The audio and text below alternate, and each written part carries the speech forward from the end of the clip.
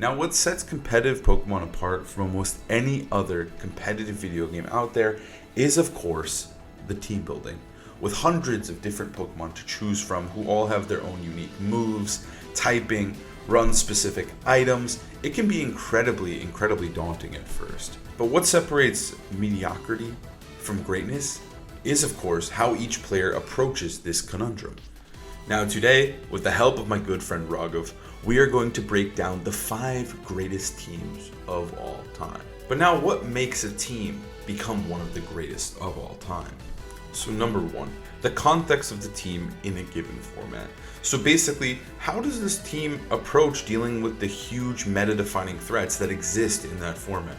Such as in 2016, how does the team deal with Xerneas? Or in 2015, how does the team deal with Kangaskhan? I think it's really important that the team doesn't just skirt by these threats, but comes up with really strong and impressive ways to deal with the best Pokemon in the game. Number 2, success at the highest level of the game. I don't want to pick a team from a PC that was held on a Wednesday in South Dakota. I want to take teams that shined at the biggest stage against the best players in the world. Number 3 is uses underused strategies that may not be present in other top teams in the given format. So basically, we all know Chalk, Big Six, Arubega are amazing teams, but I don't think they're the greatest of all time because there's no soul, there's no creativity in them. So I wanted to make sure in our list that these teams use something or utilize something that's a little more creative, that gives the team a little bit of life. Now, before we get into this beautiful, magnificent, elegant top 5 list, I'd really appreciate it if you could subscribe. It helps me out a ton, and I would just be incredibly grateful. Now let's hop into that list. Number 5, the 2017 World Champion Ryota Otsubo. So we had to start the video off with one of the craziest teams to ever win the World Championships. And it's got some off-meta picks, but there's no better place to start than Crocodile. This Pokemon is frankly just like crazy to bring to the World Championships in a format that already has Garchomp in it. But we have to understand, Ryota is the biggest Crocodile fan on the planet. This isn't the first World Championships he's brought it to. He actually brought it in 2014 and didn't do quite as good there. But it's clear that this is something he wants to succeed with. It's his favorite Pokemon, and he's just going to stop at nothing to win with it. And it actually worked out. But what really made it work in this format is kind of confusing at first. To understand why it worked so well, we first have to go back to Garchomp. Garchomp is the king of this format. It's easily one of the best Pokemon, the strongest Pokemon, and the best user of Z-moves. Now, Crocodile doesn't have the same speed and strength as Garchomp, but it does have Intimidate. And looking at the rest of Ryota's team, he has Finny and Marowak. Importantly, the same type as the other 2 best Intimidate users in the format. Arcanine was easily one of the most common Pokemon, and so was Gyarados.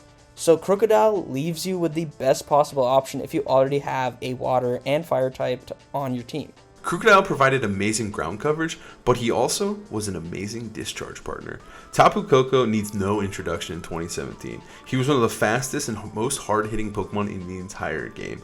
Electric Surge was a new ability that was introduced in Sun and Moon, and it was the signature ability of Tapu Koko. It allowed him to just deal insane damage with Thunderbolts, Discharge, Volt Switch, whatever you wanted to do.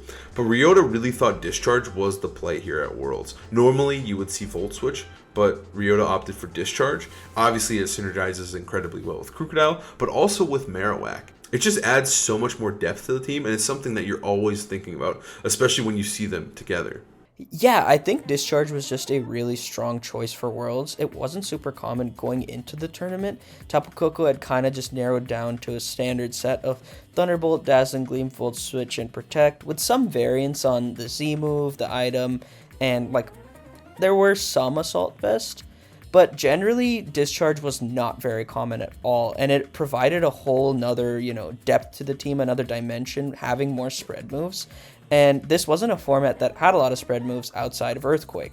So Koko became a bigger threat than it already was, and it gave a huge aspect of terrain control, which was really nice when you have 2 Tapus. Now the second terrain user here is Tapu Fini. Tapu Fini's dominance is nothing short of incredible in 2017. It had so much variation in the sets you could use. It could use so many different items, but Ryota actually opted to use the choice spec set, which obviously became less and less common as the format progressed. It was very popular at the beginning, but the Calm Mind set seemed to be the one. But opting for that spec set, it just added a lot more damage to this already powerful team, and it was just something that not a lot of people were expecting this late into the format. Yeah, and it's important to remember again that this is a closed team sheet era. So being able to overwhelm your opponent and surprise them was huge, especially when you have things like Tailwind, but also the Tapu Fini had moves that weren't traditional on it. Like, usually it was just Moonblast, Muddy Water, Calm Mind, but this also had Dazzling Gleam and Ice Beam, which almost nobody was running, but it was the perfect time to run something like that, because as Colin knows, who brought Metagross and Salamence to Nationals, it started to pick up everywhere. Metamence was a threat, and Ice Beam meant that it actually KO'd the Assault Vest variants, while our Moonblast didn't. And I think you ran Rosalie Berry on your Salamence? I did. So it would have lived that, like, Moonblast anyway. Yeah, Metamence was something that really picked up at Nationals, and then for Worlds, it was kind of the thing to beat. Actually, Ryota was able to dispatch it in top 4 of Worlds. But another big thing overall was it just did so much damage. Arcanine's taking more damage. Even just like something like Coco is going to take more damage. But the big thing here was the ability to run 2 terrains. The 2 terrains might seem like nothing to you if you played 2017. There were like hella double terrain teams, whether it's Tapu Koko Lele, Tapu Koko Fini, Bulu Koko, I ran myself. But the reason why it's so saucy on this team is because of the Whimsicott. Now, this Whimsicott is a masterpiece in itself. It has a really cool moveset in Charm, and just, using Tailwind this late into the format with pretty standard Pokemon. But Nature Power was... I don't even know how to talk about Nature Power, dude. It's just so creative. Nature Power is technically 10 moves, as ridiculous as that sounds. So it will change depending on the terrain, and that will also influence the Z move it uses, which is absolutely nuts, especially, remember, in a closed team sheet format. So the way it interacted on Ryota's team is pretty simple. If it's in electric terrain, it's going to be hitting you with Thunderbolt. If it uses its Z move, it will be a Gigavolt Havoc. Power boosted Thunderbolt. Now this is incredible, right? Because if you're sitting in front of Whimsicott and let's say you have a water type there, Fini, Gyarados, anything, right? You're not expecting to be threatened whatsoever if Whimsicott and Crocodile in there. But if he just switches in the Coco, boom, the Fini is one shot by the Z move. And in open sheet, that is priceless. Now I mentioned it was 10 moves. Again, if it's in Grassy Terrain, it will turn into Energy Ball. If it is in Psychic Terrain, it will be Psychic, and then they each have their Z move, but then also important to note that if there is no terrain, which can happen, it will simply be Tri Attack or just the Terra Normal Tri Attack boosted move. So it was just an absolutely crazy move. I'm sure some players at the actual tournament had no idea what it was doing or how it was even using Thunderbolt. Yeah, what really struck to me was using Thunderbolt to hit things like Celesteela. They feel so comfortable in front of you, and then boom, all of a sudden you get hit with the Thunderbolt. But we haven't even mentioned that Nature Power uses Priority. It uses Prankster, so it moves first. Because Whimsicott has the Prankster ability, it can go for a Priority Z move, which actually was insane if you set up speed control to, maybe Trick Room to counter Ryota's Tailwind. But all of a sudden, he hits you with the Nature Power in Tailwind, and he somehow moves first. I think this was clearly the most surprising part of the team, and everyone was rooting for him because Whimsicott was just sick. Now, probably the most boring member of the team is Celesteela. There's not too much to say about Celesteela. It's very, very potent in this format. It's very hard to kill. The Heavy Slam Flamethrower at Leech Seed Protect set is just perfection. It's just so good. It's dealing insane damage, unironically, with Heavy Slam. It counters Kartana with Flamethrower, and then it just lives forever with Leech Seed. It is just so broken. There was certain rules changed about the timer as well, where Celesteela could actually checkmate games where you would have to play out the entire set until it slowly killed you with Leech Seed. Yeah, and honestly, Colin won't say it, it's in our notes, Celesteela was the actual terrorist of the format. It was impossible to kill, except for a few things that were common in the format, like Tapu Koko. But then it makes sense why Ryota had to protect his Celesteela by any means he could and ran Marowak. So obviously Marowak gets the ability Lightning Rod, which is huge in this format. Tapu Koko, like we mentioned earlier, is the best Pokemon in the game, and having your own Marowak to fight other Tapu Kokos is huge. And one of the things that's most annoying about pairing Marowak with Koko is obviously that you suck your own electric moves into the Lightning Rod.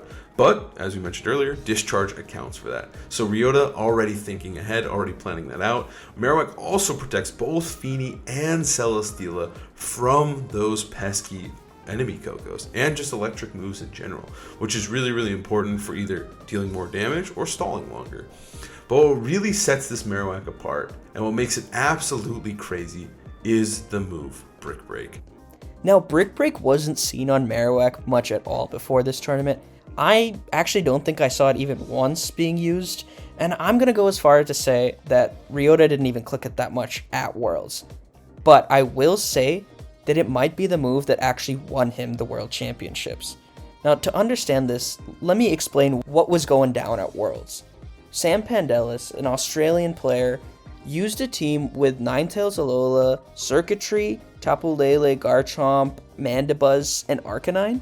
And at first glance, it might not look that crazy. Sure, there's a Circuitry, but it absolutely broke the format wide open. We saw afterwards it pick up a lot, but basically nobody had an answer for Aurora Veil plus, bulky offense, whether it be Ground DMC Garchomp or most importantly, Tail Glow Circuitry.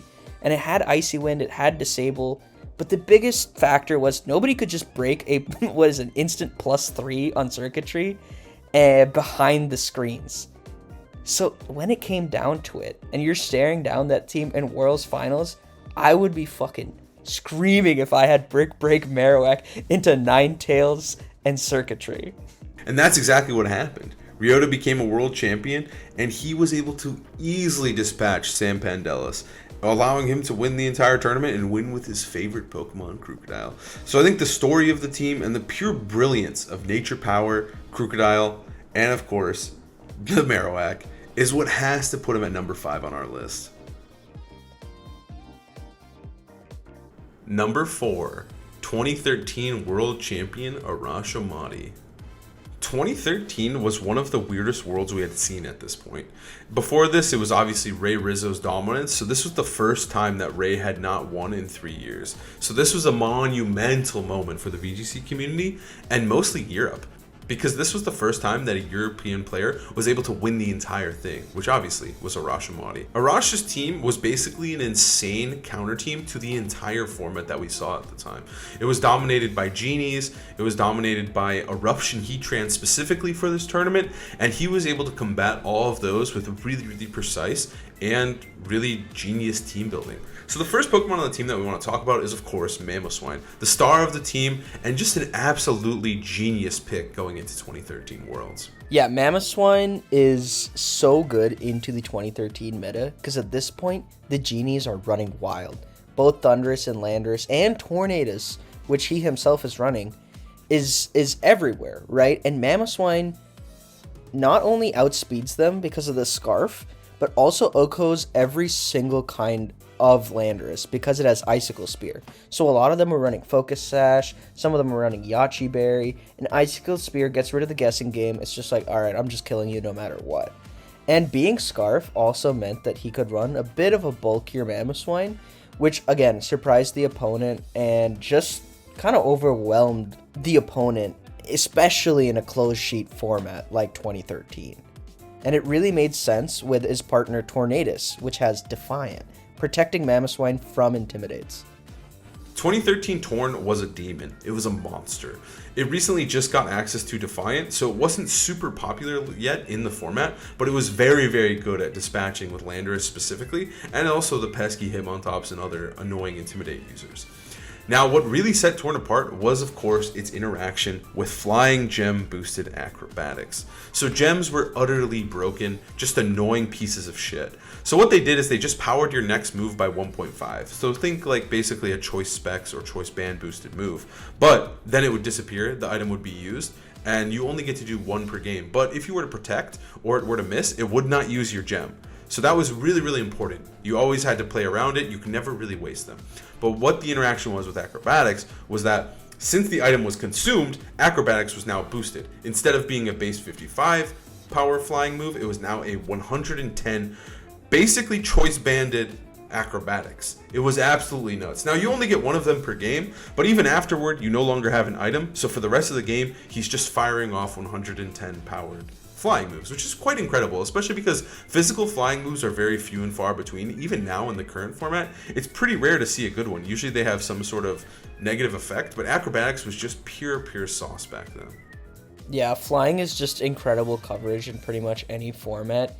And like you said, you keep the base power boost with acrobatics, and the gems are just broken. I mean, it's not even the only gem Arash ran. Like, moving on to Latios, the other gem user, Draco Gem is just so easy to slap on. Instant nuke with Draco now.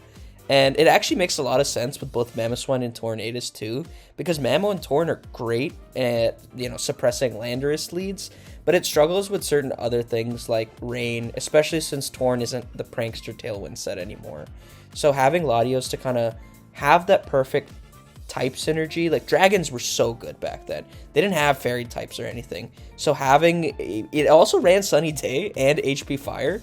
So Latios was just like so good at just kind of countering the rain modes that were super popular in the format. Latios was also just another incredible EQ partner, which I think is very, very valuable in this format. There's no grassy terrain, and like we said, Intimidate is kind of hard to pull off here with the Tornadus. So Mamoswine can just go nuts, spamming Earthquake next to either Torn or Latios, and just doing as much damage as possible. Also, it did opt to run Hidden Power Fire.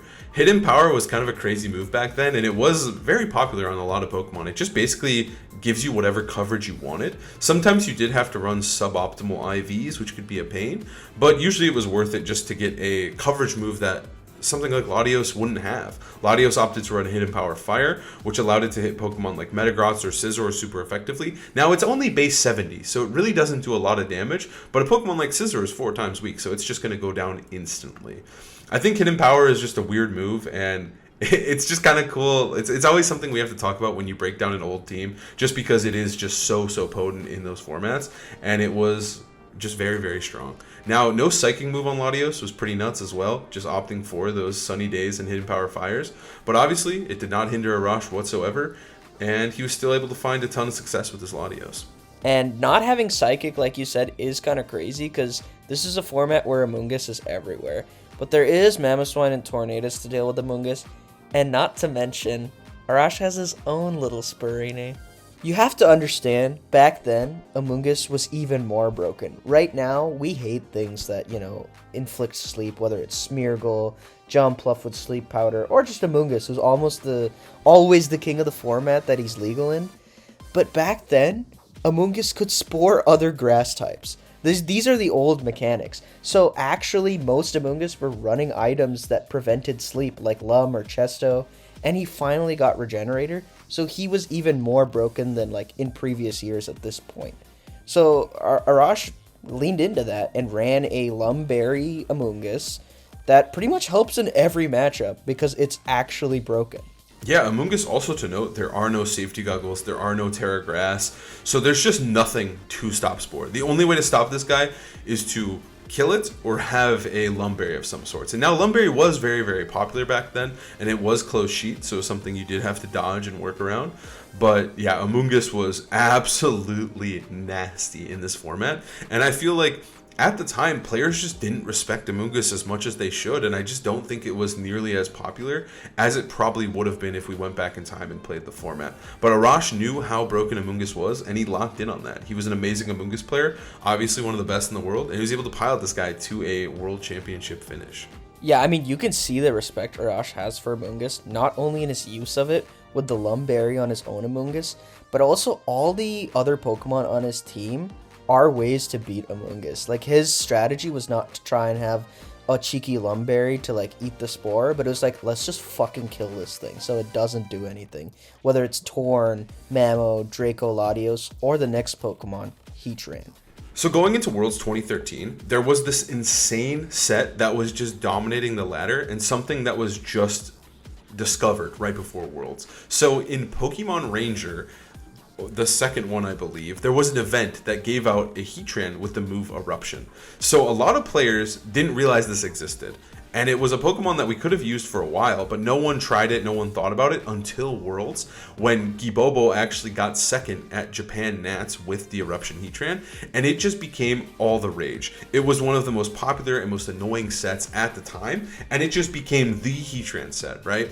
It was usually Min Speed paired with Cresselia, and you would just run like a Fire Gem on it. So you would be able to fire off a Fire Gem boosted Eruption, which does so much damage, oftentimes paired with Cresselia, so Cresselia could set up Sunny Day, and then you erupt, and the game basically ends. We saw a lot of players using this throughout the tournament. It found a lot of success, actually, getting second and top 4 at the tournament. But Arash said, no. I don't want to use that shit. I don't think it's as good on my team. I don't want to try to build that into the team, but I do think Heatran is still very, very good. So he opted to use the classic, traditional sub-lefties Heatran set, basically the same set that got second the year before at the World Championships, but this time he decided to add some spice to it by running max speed. He didn't want to mess around with speed ties with other Heatrans, or it more importantly outsped stuff like Excadrill or Breloom or even Adamant Landorus. This could be really, really potent in a best of 3 when you're starting to learn information, because outspeeding a Landorus and pressing substitute could be really, really huge. So it was just kind of a really smart tech with the speed on the team. And then he also obviously had Sunny Day Latios, which would also enable Heatran to do even more damage and just completely destroy teams that were unprepared for the combo. Yeah, at this point, the team is just so well constructed, having really bulky Pokemon, but all of them do so much damage. And I really like leaning into the speed, because everything on the team is really fast at the moment. And having like Timid Heatran makes the mirror so much better, especially when you know everyone's pulling up with that shit. You know everyone's really trigger happy with this Eruption Heatran, so might as well just get the advantage in the mirror. You're still going to use the guy because this is pre like steel type nerf too, so Heatran just has insane resists, and even the stats today, this Pokemon is just amazing. Beautiful ability, beautiful typing, you have to use him. But when you do go so fast on the guy, you do still need some stuff for like Trick Room. Like you need a response to Trick Room, especially back then. Cresselia Heatran and Cresselia Tyranitar honestly was really common. And at this point, Arash doesn't have so much for Tyranitar until he slaps on the Conkeldurr. Another Pokemon which I think had some new abilities kind of come to life near Worlds. I think you can speak more on that. So going into Worlds, Conkeldurr got access to the ability Iron Fist. And much like the Heatran that was tearing up the ladder, the Conkeldurr was as well. It was a very common set to run Life Orb Iron Fist, usually paired with Hammer Arm, because it allowed you to do so much damage. The Conkeldurrs were able to Oko each other. It was just nasty work. But Arash opted not to run that set. He instead opted to run a Iron Fist set with Citrus Berry. He wanted more bulk and just more kind of a backbone for his team, just glue to bring everything together. Now, Conkeldurr can function really, really well if the enemy sets up Trick Room for Arash. If they don't, Conkeldurr doesn't really care because Mach Punch is still an incredible move, and it's able to help set up KOs for his other much faster Pokemon, or able to just sneak spicy little KOs for himself. And then it is so bulky, he opted to run incredible bulk on this guy, just so that it could kind of sit there, stay on the field, pop some Drain Punches, and just stay as healthy as possible with this Iron Fist ability. That was a new addition at the time. Yeah, overall, I just think this is one of my favorite World Championship wins ever. Not just because, Brown Pride, Arash is a Persian king, but because this team is so creative. He really came out of nowhere, and every Pokemon, except maybe like Torn, has some niche sets, some like counter meta sets that were really well thought and just kind of went beautifully into what people expected. Also, one thing to note that's just so incredible about this format is Arash wasn't even supposed to play at this tournament. There was a crazy mix-up at the European Nationals that year where basically the tournament ran really, really late, and to compensate, they gave away, I believe it was 8 to 16 extra invite slots to European players. And obviously the world was outraged. People were really upset, and they're like, yeah, these players suck. They're not going to do well at Worlds. But Arash was one of those players. He snuck into Worlds and then won the entire thing. A true underdog story with just such a crazy and sick team. Number 3, 2018 World Championship runner-up Emilio Forbes. This is one of my favorite teams of all time easily. I myself brought a variant of it to Worlds that year. I didn't do very well because obviously I didn't bring the right version, but I seriously think that this is one of the most creative builds and one of the smartest builds ever to come to Worlds. Emilio kind of came out of nowhere from day one all the way to second place with this insane Perish Trap team. And nobody thought Perish was good at the time, except maybe Wolf. And there were rumors that he himself was gonna bring it if he made day 2 and that he was keeping a team hidden. But he didn't end up making it, so we never actually got to see it. But it's really funny that the proof of concept was there. It actually did end up getting second. And we have to start with Mega Gengar. You know, the foundation for all Perish Trap teams that include Megas, of course. So 2018, we have to talk about the Megas, right? Like Gengar obviously is the one on this team, but all the other Megas around Gengar are really important to the story of this team and why it was so good. Now in this format, Gengar, Salamence, and Charizard were the kings. They were the best, they were really obnoxious, and usually you had to have one of those on your team if you wanted to succeed. Now what set Emilio's Gengar apart was definitely the moveset. Shadow Ball, Sub, obviously Perish Song, and Protect was just so huge to his success throughout the tournament. Now Gengar still does a ton of damage, even if you are just playing the Perish Song version. The Gengar has a Stab Shadow Ball that's doing so much damage. Mega Gengar's special attack stat is through the fucking roof. So he's still able to deal damage, but he also has those utility moves of both Sub and Perish Song. Sub was really, really important because it allowed him to either position very carefully and set up a later Perish Song if he needed to, or it allowed him to eat a Z move. And Z moves were very, very important in this format. Obviously, they allow you to boost your damage one time per battle, and if you waste it on a substitute or protect, it's just so big, and you could end up just losing so much momentum that you can just lose the entire game. And now Emilio had 2 ways to block those, either with protect or the substitute. So he could just spam those moves if needed to get out of a sticky situation. And I think it was just so smart. The substitute is just so good on this set, and I think it just brings it all together. Yeah, I think you need Sub because there are certain Z moves that hit through Protect and do a lot, especially Tectonic Rage from Landorus, or in the finals he plays Gastrodon. So if you don't have Substitute for that and you just click Protect, you're still taking way too much. And again, you have Incin as a partner. Let's just go into the next essential piece for Perish Trap, which is Incineroar. It has the pivoting, it has Fake Out, and importantly on Perish Trap, we've seen it with Wolf a couple times now, you have to run Protect as well. Now, keep in mind, there is no parting shot at this time, so you can't like taunt or throat chop to stop Incineroar. You always U-turn out, and it's impossible to stop. And I think that makes a lot of sense with Perish Trap as well. So nothing too crazy, but it works really well with Gengar and the trap, especially when you have a second Intimidate user like Landorus. I think one important thing to note as well about Incineroar that it was as slow as possible. Now what's really important to Perish Trap is to make sure that you can get your pieces in safely, and so especially if one of those pieces is something like, let's say, Mega Gengar, right? If he needs to reset up the trap, having the really slow Incineroar is just really nice because you can't double into Incineroar to try and punish the switch. It's always going to go last, it's always going to bring in Gengar safe and sound. So it was another essential piece that you commonly see on Perish Trap teams. It's just a great support, especially with another Intimidate user and U-turn user like Landorus.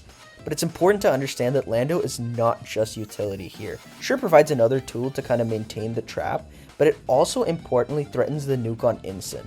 And we mentioned earlier that Incineroar can just slam U-turn at any point to get out of the trap, but it's really nice that Landorus outspeeds, and if you already have the Shadow Tag, just instantly kills it with Tectonic Rage.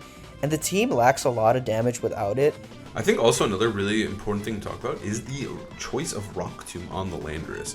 It was kind of a weird choice, but it allows Landorus to potentially slow down really big threats like Metagross, like Charizard, and potentially set up KOs that you might need with that Latias or with even the Bulu, depending on what you're slowing down with Rock Tomb.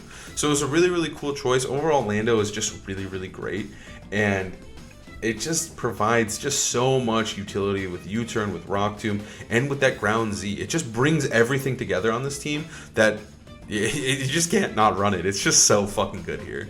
Yeah, I mean, when you're running Mega Gengar, something weak to ground as well, it's really important to have a switch in to opposing Landorus. So having the Intimidate and the Flying typing, it's just perfect synergy. It's kind of essential to the team. It's a top 3 mon in the game, really. Now, obviously, Perish Song is the main strategy here, so you probably need a second one here. And this second one is none other than Politoed. Politoed is the classic OG Perish Song user. Before Gengar got it, before he was a Mega, Politoed was chilling singing its song, and Politoed is back once again to sing that deadly Perish Song. It's just so good, right? Like, it can sing Perish Song. It's incredibly bulky, so KOing Politoed is really frustrating and really hard to do. And then it also has access to Scald in the rain. So although the Politoed is probably invested fully in bulk, it's still able to do a ton of damage with rain boosted Scalds. Now what makes this team so cool is that it is obviously very Perish Trap centric, but at the same time, every single Pokemon, including Incineroar, including the Gengar and the Politoed, they do really sizable decent damage. There were no restricteds in this format, there was no Dynamax, there was no changing of types, so like they still hit strong and they're honest strong Pokemon, right? Instant Flare Blitz, tons of damage. Landorus with Ground EMZ, good damage, and Politoed with Scald is no different. It's just a very good balance team when you can't commit to that hard Perish Song. And obviously Encore is just a staple on Politoed. It is so good with Perish. If you just mess up once in front of this guy, you're trapped into that move for 3 turns. Yeah, and like you said, just being a good balance team is actually really important for Perish Trap. We've seen it with some of the later variants, like more recently in the Wolf teams. But back then, people really thought that you have to have the hardest possible Perish team to make it work. But really, having bulky, good Pokemon makes it easier to set up the Perish in the mid game or the late game, because you have Pokemon that aren't absolute dog shit that do no damage. And like you said, there were a big 3 of Megas between Salamence, Metagross, and Charizard. Kangaskhan as well, of course, but being able to just counter Charizard with Perish Trap and Politoed meant that the matchup was so warped. And you can see this in top 8 of Worlds. Emilio plays, I believe, a Japanese player with Charizard, and it just doesn't look fair. Emilio has such a good matchup with Politoed, Landorus, and the Tapu Bulu as well. Now, the Tapu Bulu has a very specific use on this team, and I think it just encompasses how Emilio was able to kind of fit in damage reduction on this team in a way that still benefits Perish and damage. Politoed, reduces Sun, but it also threatens Incineroar. Bulu is similar. It's Scarf, but it's meant to be slower than Koko to set the grassy terrain and lull opponents into a feeling of safety. But more than that, it's just super valuable into a Landorus and Finny heavy format. Obviously Landorus is clicking EQ, and Finny just dies to a Wood Hammer. Yeah, overall, Bulu was just a very offensive piece that just did a ton of damage in this format. And again, it was closed sheets, so no one potentially saw that Choice Scarf coming. Especially when it's slower than the Koko. You're like, oh, I'm chilling. I don't need to worry about this guy. And then he just nukes you with a Wood Hammer. Another really cool tech on this Bulu is, of course, the Protect on the Choice Scarf Pokemon. Now, obviously, it's still a Perish Trap team, so having a Scarf Protect may seem incredibly stupid and silly, but at the same time, if you just need that one Protect turn to stall out the final turn of Perish, that could be huge. And I'm sure it came up several times throughout the tournament for Emilio. Just bringing in that Bulu on the last turn and pressing Protect is just nasty work for a Scarf Tapu Bulu. Now, Protect is so essential on a Perish team. You have to have Protect on all Pokemon. What's also funny is if you get knocked off on Bulu, now you just have Protect. You're a regular Bulu. And now the last Pokemon on the team is kind of an actually psycho crazy pick. I feel like going into this tournament, you would not have bet any money that Latias would be in the finals of the World Championships. But here we are, Latias in full swing, with quite a weird set. Now in this format, there were some Calm Mind Latias. It wasn't nowhere to be seen, but I think this set really just sets this Latias apart and just brings everything together on the team. There were a few other Latias. Kiwamu Endo comes to mind, who did really well, I believe, at Worlds that year. And obviously the Calm Mind set that you're talking about were Megas, so slightly different. But this Latias is super useful into the team because it has Ice Beam. It provides speed control, I believe, with Icy Wind as well. And another Z move, because the team wants to fit damage where it can. But really, it's a glue. It's a really important glue piece of the team because it's super bulky, provides speed control, and a lot of staying power, not only into Sun to position around it, Lando, but also Salamence, which can give the team trouble.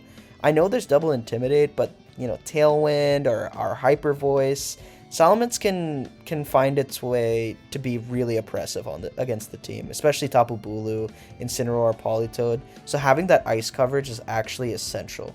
Overall, this team is one of the most creative teams we've ever seen do well at the World Championships. And this team is just honestly art. It's one of my favorite teams of all time. I couldn't play it to save my life, but goddamn do I love watching Emilio play it on stream. It was just so beautiful. The way that he played it was just perfect. And Emilio is an incredible player and a lot of players' favorite players. So it was just really cool to watch a player succeed at such a high level with such a creative team. This was really the biggest breakout for him, and ever since then, I think everyone's realized how great he is. I mean, he won regionals like back-to-back, I believe, a couple years after that, or even a few years after that. This was just the beginning for Emilio, but if you haven't seen this run, I really recommend watching it. We've reacted to, I believe, one of his sets on the channel, but seriously, this I fell in love with this team. I fell in love with Pokemon even more after watching him play and realizing, damn, I'm not that good yet, but I want to be. Number 2, 2014 World Champion, Sejun Park. This is the most famous team in all of VGC history, and Sejun is a legend in the game.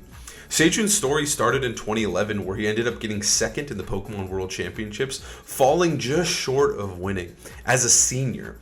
And then fast forward a year later, in 2012, he got top 8 losing to Wolfglick, and then in 2013, he made top 8 again, losing to Gibobo, the eventual finalist.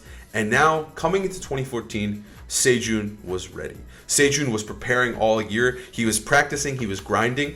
Funnily enough, he was actually playing a ton of singles, like on the in-game ladder. He was ranked like number 1 over all of the formats. There was like an overall point total, and he was number 1. He played singles, he played the for fun categories, he played doubles. He was dominating the game at insane levels. So going into Worlds, it was incredibly hyped to see what he was going to use, what he was going to bring, and how he was going to try to potentially win that title. Because at this point, him and Wolf were the two players you were watching. They were the best to never win, so it was finally time to see one of them win in 2014. And this was the first year we got to play with Mega Pokemon. So obviously there was a lot of growing pains, a lot of learning what was the best Mega and how we were going to approach that. And Sejun locked in on a Mega that I would say most people weren't considering or weren't even thinking about, which was Mega Gyarados. I think Mega Gyarados is actually a psychotic pick. And if I went back to 2014, never would it have crossed my mind to use that guy at Worlds. But Sejun's different. He's better than me. He's more creative. And honestly, now that I see the whole team, I saw him win, it makes a lot of sense. So Sejun's Gyarados runs an interesting set of Dragon Dance, Waterfall, Earthquake, and Protect. Now I get Dragon Dance, boosting up, especially with its support of Pachirisu and Gothitelle, makes it super threatening in this format. And there wasn't a lot of, defensive backbones in this format. But Earthquake is actually really smart, because when Gyarados Mega Evolves, it gets Mold Breakers, and it just threatens Rotom so much. Like, Rotom was huge in this format. Being able to EQ the Levitate Mons is a fucker. Like, absolutely insane pick that nobody saw coming. I think there was only, 4 in the whole tournament. So being able to have that surprise factor at Worlds, especially as one of the most well-known players, is pretty huge. Now, Gyarados itself is pretty simple. It's all about just boosting your stats and then trying to sweep. But what's really cool about Gyarados too is the interaction it has with the Mega, because you're able to keep that flying typing if you need it or if it's advantageous, and then on a whim you can just get rid of it and become a dark water type. It was one of the few Megas that was really popular that was changing types, and I think that alone is just a huge benefit. He can just come in and just completely warp a matchup, almost like using Terra in the modern day, which is really, really cool. But Gyarados is nothing without its best friend Pachirisu. Now, going into Worlds, Mega Gyarados wasn't completely unseen, and there were some cool Mega Gyarados teams that were commonly paired with Amoonguss, but Pachirisu is what I think really set Sejun apart. Now obviously Pachirisu is the Pokemon that everyone knows, and it is just such an insane pick, but it's actually really, really genius. I was a very, very good player in 2014. I actually placed 3rd at the very World Championship we're talking about right now. And going into this tournament, Pachirisu just completely countered the team that I brought, because I knew about Gyarados, and I specifically had Zapdos on my team to help enable my matchup versus Gyarados. But I ran Safety Goggles Zapdos to help beat Gyarados. But that doesn't work when the Gyarados is next to Pachirisu. If Seichun had a Mungus, that was clean. I am the world champion. It's over. It's so free. Jody's free. It's so easy. But because there was a Pachirisu there, it completely walled my Zapdos and just straight up fucked him. I had no way to get through this thing, and it was just the perfect partner to pair with Gyarados. The cool thing about Pachirisu too is that it's not just a follow me bot. It has a lot of utility, and it's support that works through taunt.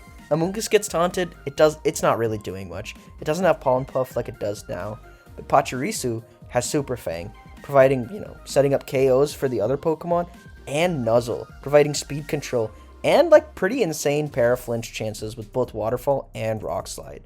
Additionally, Pachirisu is just so much bulkier than you'd expect. It just keeps living, it has a Citrus Berry, and it looks so small that you think it's just gonna die to anything, but it's actually way bulkier in a format like this with no legendaries. Now, obviously, Pachirisu is amazing support, but it's not enough.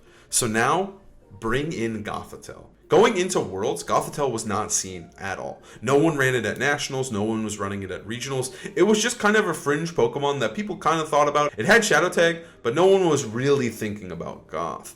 But then, at Worlds, there was a pretty big spike in Goth usage. We saw players like Wolf Glick, we saw Seijun use it. We saw really, really well-established Japanese players pick up Gothitelle as well. And it kind of became a force to be reckoned with post-Worlds. Gothitelle became a mainstay, it became very, very good. And it was just a huge part of Seijun's team. Now, Seijun ran a very interesting Gothitelle at the time. Obviously, there's no Fake Out, so you can't run Fake Out. But it did get access to Thunder Wave, which is always very, very good. Again, with the Paraflinches. And it's just amazing speed control, because at this time, Thunder Wave is yet to be nerfed, so it always hits. And, most importantly, it lowered your speed by 75%. That meant that even in Tailwind, you were outspeeding, insane threats. Thunder Wave was just such a broken fucking move. And then he rounded it all together with the genius move of Tickle. Gothitelle is the original Tickle monster. Alright. Not only does it reduce the opponent's attack, but it reduces their defense. So Garchomp, Talonflame, Mega Gyarados hit it like a truck, but it also synergizes with Psyshock really, really well. And we've talked about, on Emilio's team, how Shadow Tag is so essential to Parastrap, but Shadow Tag is just a fucking evil ability, alright? You're reducing their stats, you're Thunder Waving them, and most importantly, as support next to Mega Gyarados, it's really important at just keeping those Intimidate Pokemon in, and either tickling them, Thunder Waving them, or just preventing your Gyarados from getting intimidated itself. Gothitelle was just amazing, amazing synergy. It also allowed for really, really aggressive lead options with Seijun, like when he's able to lead Gothitelle plus something like Choice Scarf Gardevoir. If the Hydreigon is led into that, it can't protect. Usually they were usually choiced. So you're just sitting there with a Hydreigon that just is forced to take a Dazzling Gleam, and there's nothing you can do about it.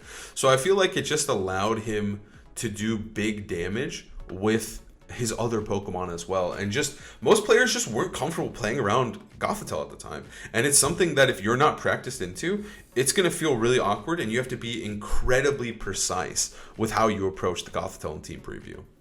Next, Seijun added Gardevoir, which I think seemed like a comfort pick for him in this format. He mentioned that he felt it was a strong trio with Garchomp and Talonflame, but in the format, it was kind of a common Scarf special attacker. Hits Garchomp, hits Mence, and like I said, it's just a staple and a really solid comfort pick.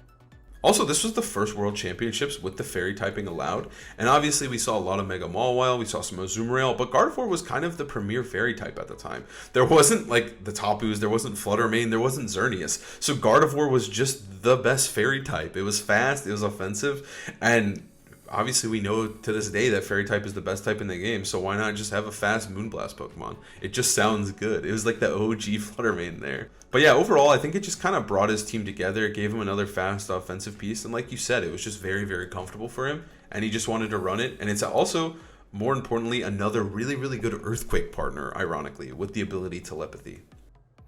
Totally forgot about Telepathy there. He has a lot of EQ immunities. And it's time to talk about the second EQ user, Garchomp, which I would argue was the best Pokemon in the format. I mean, it has amazing type, amazing stats in the format. We've already talked about it in 2017. You think that guy was good? 2014 Chomp was a different beast. 2014 Chomp was a demon. It was on a ton of teams. It was so good. But what I think really set Sejun's Garchomp aside was actually the Focus Sash. Now you might think that might seem very obvious, but at the time Life Orb Garchomp was very popular. People were running defensive items like Rocky Helmet or Yachi Berry. But Sash kind of got thrown to the wayside and Sejun picked it up for Worlds. It's just really solid. And I think it obviously, like you said, there's like so many Earthquake partners, it's kind of nuts. Like, he has 3 other partners. There's only 2 Pokemon that can get hit by Earthquake. Obviously, Mega's Gyarados. But yeah, it just added a lot to his team. It was that fast offensive dimension that he so needed. And I think it was a really, solid, safe addition. There's nothing too much to say about this guy. He's so broken. He's so fast in this format. Like, he's actually fast in this format. Nothing really outspeeds him outside of stuff like Talonflame, so he was just incredible. Some could say that he's as fast as a jet, but he's not as fast as the third Mon in the esteemed trio that Sejun talks about, Talonflame. Now, Talonflame, how do you talk about 2014 Talonflame? It's like talking about 2018 LeBron. This guy was unstoppable, so fast, so strong, and always had priority because Gale Wings had not been nerfed yet. Talonflame was the best Pokemon in the game, and it wasn't even close. Obviously, Talonflame was normally traditionally paired with stuff like Kangaskhan, but he just had amazing synergy with everybody. This was our first ever, really crazy priority Tailwind user that we had to deal with, and he was just absolutely nuts. But what's kind of crazy is that Sejun didn't even run Tailwind. He felt like he didn't need it. He actually just ran Taunt and Quick Guard, which obviously are both amazing pieces. Quick Guard stopping moves like Sucker Punch, Fake Out, obviously very strong, and then Taunt to help with Trick Room teams. So I think it was just a really smart choice from him. But I think the real genius of Sejun's Talonflame is truly Overheat. Now, at the time, Mega Mawile, especially in the tournament, Mega Mawile was the best Mega and the most popular Mega at Worlds. But Sejun said, okay, Flare Blitz kind of sucks in the Mega Mawile. You intimidate it in Megas, it doesn't take that much damage realistically. But he opted to run Overheat with Life Orb to completely ignore Intimidate and just start one-shotting stuff like Mawile, like Aegislash, through Intimidate. I truly think it was genius to run Overheat with Life Orb Talonflame, and he actually ran a naive nature, so he was actually just like less bulky than a normal Talonflame, but he was dealing insane damage with Overheat. He also obviously had that priority Brave Bird that never went away. You could priority Brave Bird in fucking Trick Room if you wanted to, and you'd still be able to keep spamming it. And it just brought everything together. It synergized amazingly with Garchomp. It did big damage with Overheat, and it just brought the team to new heights.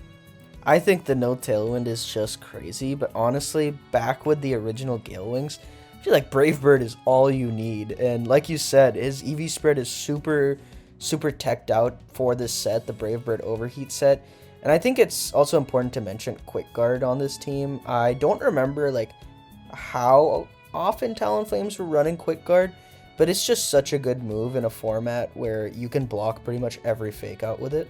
Mienshao, Kangaskhan, I just feel like Quick Guard and Sucker Punch from Mawile is super important on this team, and Talonflame's just the GOAT. It makes sense that he had it. Overheat's so smart for Mawile, so smart for Aegislash, not hitting into the King's Shield. I think it's just the glue that he needed for the team. And I think what makes Sejun's team so cool all these years later is just the effectiveness of what he picked as Pokemon.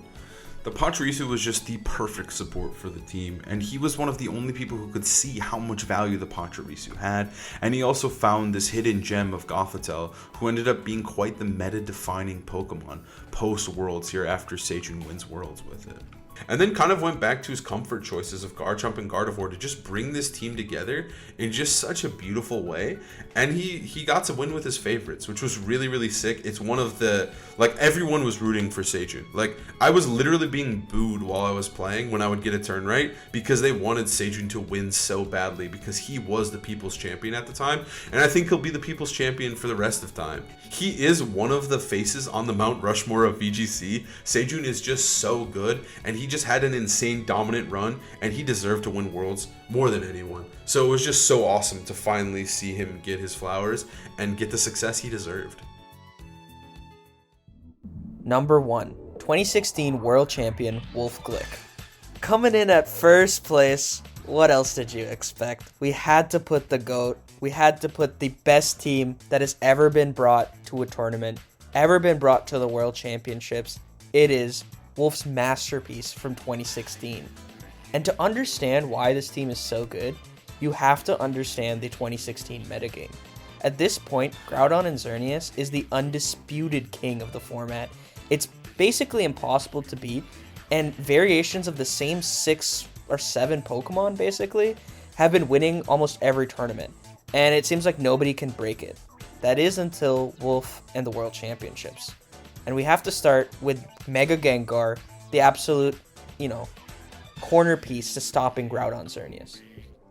Now, what makes Mega Gengar so good at stopping Groudon Xerneas is mostly Shadow Tag.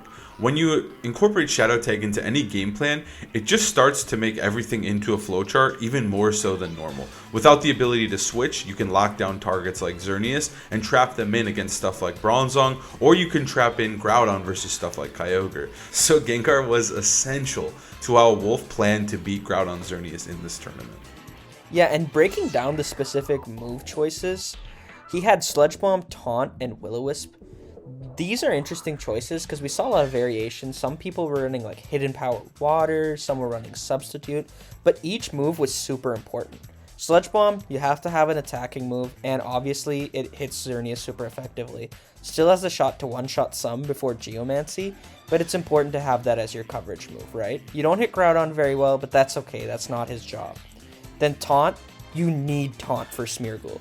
I don't think anyone can truly explain what it felt like having to face Smeargle in 2016, but imagine getting stabbed 1,000,000 times in the most painful places everywhere and multiply that by 1,000,000,000. That is what Smeargle was like in 2016. So the Taunt is necessary.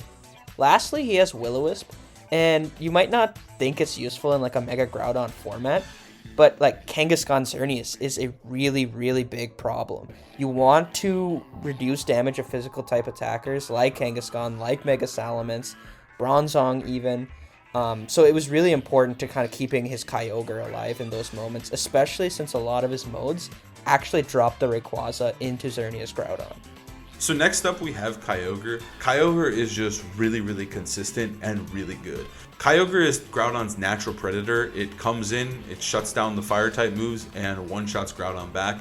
Especially paired with that Mega Gengar like we mentioned earlier, trapping Groudon in for Kyogre is huge. A big part of this format was switching and pivoting around, and since you can no longer do that, Kyogre just becomes 1,000,000 times better. And I think that Gengar Kyogre was just a nasty combo. We saw other players using it as well at Worlds and at the national level as well. So it kind of made sense that this was the restricted that he chose. The moveset itself isn't super crazy. It's Water Spout for insane damage, Origin Pulse for that consistent good hit after you take some damage, and then Ice Beam for coverage. Yeah, and it is funny to note that like earlier in this format, Wolf actually exclusively used Scald Kyogre because he hates missing.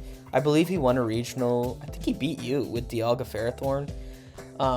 Yeah, so he did win a regional with Scald Kyogre, but I think this late into the metagame, him and his building group were like, dude, Origin Pulse is too good. We can't give up on the spread coverage, especially because you are eating these double edges, you're eating these P-Blades, you're not going to have Spout available at all times. But to understand like why Kyogre is so good into Xerneas Groudon, you have to think of it in the context of Gengar, Kyogre, Bronzong.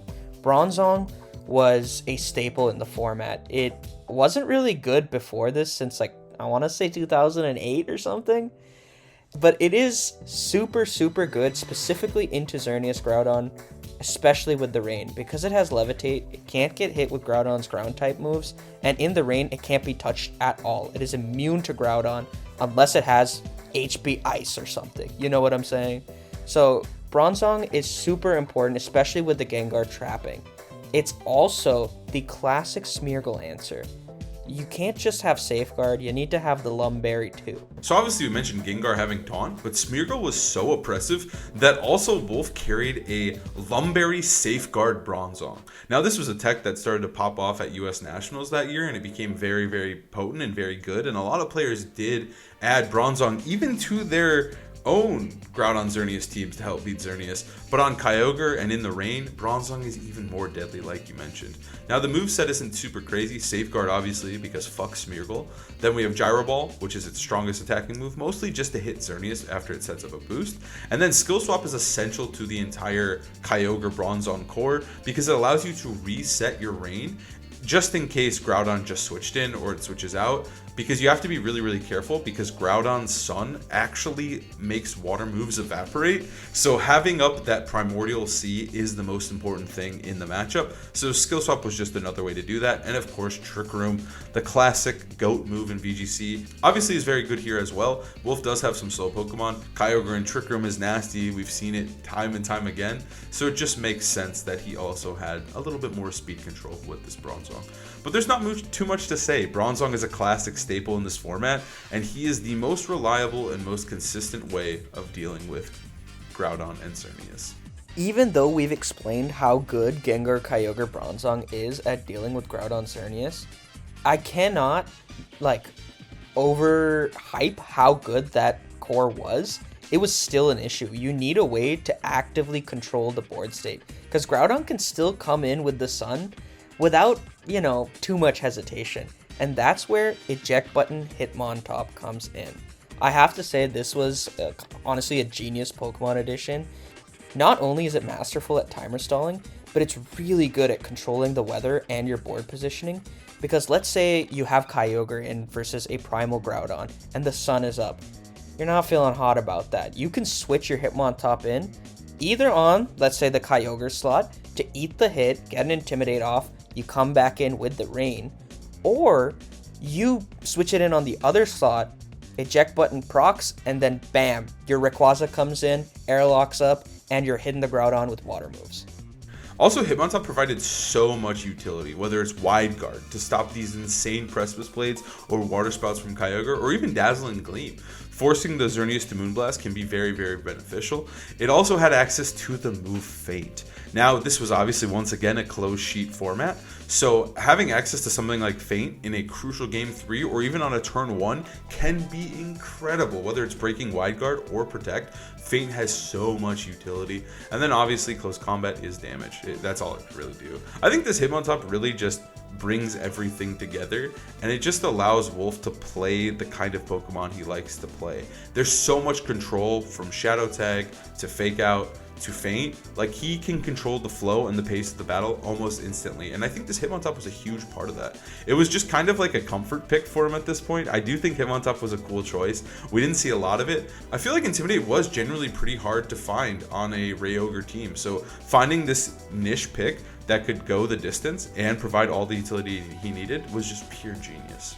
No, you're absolutely right. I feel like the only Intimidate user in the format that wasn't dog shit was Salamence. And so you can't really run Salamence Kyogre. I wouldn't recommend it. So being able to squeeze that in is huge. But I think the testament to how good Hitmontop is that versus Xerneas Groudon, he's dropping the Rayquaza a lot of the time because Gengar Hitmontop lead is so good at being able to set up Shadow Tag and pivot into what you need with that Eject Button, with Bronzong, with Kyogre in the back. Now, obviously, Hitmontop enables Kyogre, Gengar, Bronzong, all that, but he also importantly enables Rayquaza, which was Wolf's second restricted. Now, the moveset wasn't anything extraordinary or anything crazy. It was just a simple extreme speed Dragon Ascent Sword Stance set. It gives you a ton of coverage, extra priority move, and insane durability with that Focus Sash. But I think it's just a testament to how strong Rayquaza is. I think the synergy obviously with Kyogre is incredible. For those who do not know, Airlock does shut off both the primordial weathers, so even if the sun is up for Groudon, Wolf or any Rayquaza player could switch in Rayquaza, and now Kyogre can hit him. It won't be boosted by the rain, there will be no weather, but you can actually hit the guy because, again, the sun evaporates all water moves. So they just stop. They just fizzle out and there's no water move that turn, which is really, really broken for Groudon, who's 4 times weak to water, but Rayquaza completely bypasses that. So the synergy there is obviously very natural, but then I think overall on this team, there's a lot of setup to enable the Rayquaza, whether it's Gengar, Will-O-Wisping, or Taunting, slowing things down so Rayquaza can come in at the perfect moment, or even that Hitmontop, which allows you to just switch out on a whim with eject button, reposition yourself, and get Rayquaza into advantageous situations. He was always looking, and he was always prodding until he could find the sweep that he needed. I also think that having double Fake Out with Swords Dance Rayquaza is so strong. Because not only are you afraid of Fake Out Dragon Ascent, which is an absolute nuke, but if they protect, you can either Fake Out Swords Dance, restart the Fake Out cycle, put him in the blender, or at any moment you can click Feint Dragon Ascent. And so I think the synergy he has with the double Fake Out, Feint, Swords Dance, and Extreme Speed is just really potent. I think we saw a lot of variance in Rayquaza sets during this year, but at the end of the day, I think this is just the strongest and most consistent. Having the Focus Sash to take Ice Beams or Draco Meteors and just guarantee a Dragon Ascent is so good, especially into things like Xerneas in this format. So I think he didn't want to fuck with anything and make it more complicated than it has to be. So we mentioned double Fake Out, and the second Fake Out is actually the most genius set, and I think the glue of the entire team, which is, of course, this Assault Vest Raichu. So I have to say, I know we talked about Pachirisu being one of the craziest picks of all time. I think this Raichu is a better electric squirrel rat shit. You know, I think Raichu is the most genius Pokemon to ever be brought to Worlds, and let me tell you why. So Colin mentioned it's Assault Vest. This helps you take hits into Xerneas, into Kyogre. It's not like you're taking them super well, but guys, it's a Raichu. You don't expect it to take even one. So it also outspeeds Kangaskhan by 1, making it so you're able to get a Nuzzle or a Volt Switch off before they're able to attack. It lives any Kyogre hit, and most importantly, it learns the move Endeavor. Now, I don't think most people knew that it got this move, or that at least weren't trying it, but Endeavor is broken in a restricted format, especially if you're not ready for it. These days, we have Open Sheet, you see the Whimsicott with Endeavor, you're like, ah, damn, that's annoying, but like, I see it coming. Back then, not only did you not have an Open Sheet, you didn't even know Raichu got Endeavor, and its HP stat is minuscule compared to these things like Groudon, Kyogre, Salamence, Kangaskhan. You take an Origin Pulse, oh, you're not afraid because, you know, it's an AV Raichu. It's not going to really hit Kyogre hard with a Volt Switch. Bam, you just got Endeavored and Water Spouted, and everything's dead. So this was already one of the most genius sets of all time, just with Endeavor. But then when you take into account what Rayquaza and Kyogre are weak to, it gets even better. Throughout the whole format, Kyogre was really strong. It was a top 3 core. Like Colin mentioned, it was Xerneas Groudon, Rayquaza Kyogre, and Dual Primal. Now, Dual Primal often was able to beat Rayquaza Kyogre because of Pokemon like Thundurus. Thundurus was a really common support Pokemon in this format. It also got top 4 on Eduardo Cunha's team. But the problem for Kyogre was Thundurus a lot of the time, and Raichu absolutely shuts it down. Thunderwave not doing shit. Thunderbolt not doing shit. The only thing it's doing is clicking Taunt or Swagger, and you got a Kyogre next to Raichu. But this isn't even where the mastery ends. Raichu's Volt Switch is huge for weather control and for timer control. You're able to click Volt Switch in a, precarious situation for Kyogre, like in the sun, and switch that Rayquaza in.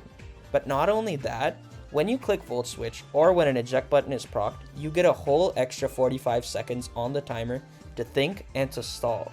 So even in matchups where Wolf wasn't winning, he was able to use all of his time to get into a health advantage and win the game on timer. And we saw this really late into the tournament, like top 8 versus Justin Karras. He won game 1 exactly on that turn because the time ran out. And if Justin Karras had even one more turn, Wolf lost.